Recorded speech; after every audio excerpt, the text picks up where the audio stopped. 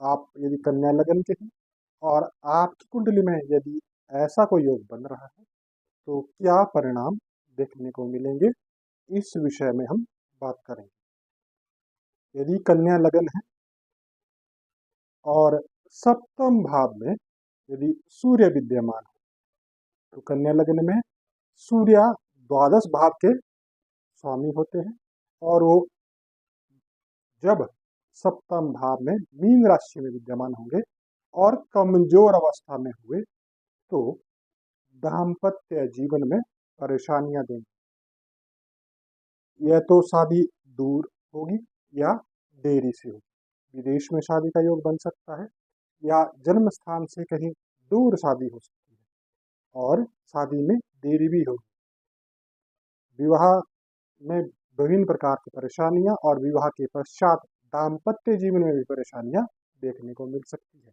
साथ ही साथ सूर्य के कमजोर होने से हड्डियों में भी प्रॉब्लम आएगी।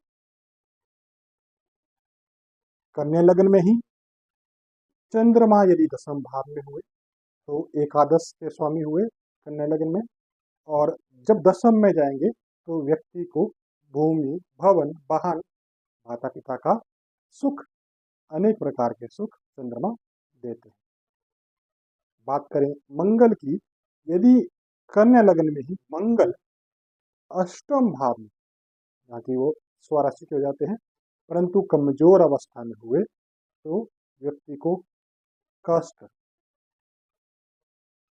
गुस्सैल व्यक्ति होता है और तरह तरह के कष्ट व्यक्ति जीवन में भोगता है।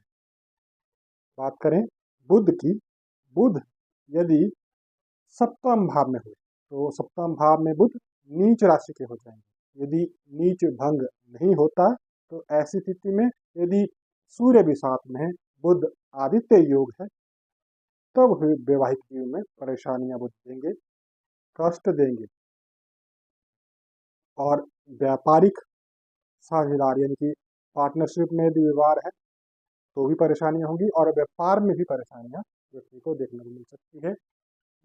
मतभेद जीवन में चले रहे।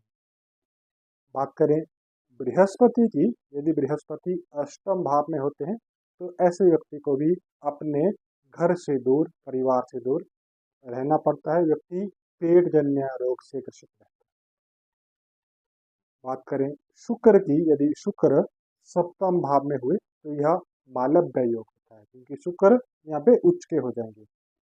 ऐसे में शुक्र व्यक्ति को हर सुख प्रदान करेंगे, स्थिति यदि व्यक्ति का चरित्र ठीक है तो। यदि व्यक्ति का चरित्र अच्छा है तो व्यक्ति को सभी सुख या शुक्र प्रदान करें। और शनि की बात करें, शनि यदि अष्टम भाव में कन्या राशि में जाते हैं तो यहाँ पे नीच के हो जाएंगे। यहाँ पे भी व्यक्ति को कष्ट, संघर्ष हर क्षेत्र में देखने को मिल सकता है, विशेष करके रोजगार में, क्योंकि दसम भाव पे शनि की तीसरी दृष्टि होगी। ये था कन्या लग्न में कुछ योग। यदि आपकी कुंडली में ऐसा कुछ है और आप कन्या लग्न के हैं तो आप ये देख सकते हैं। अभी के लिए इतना ही।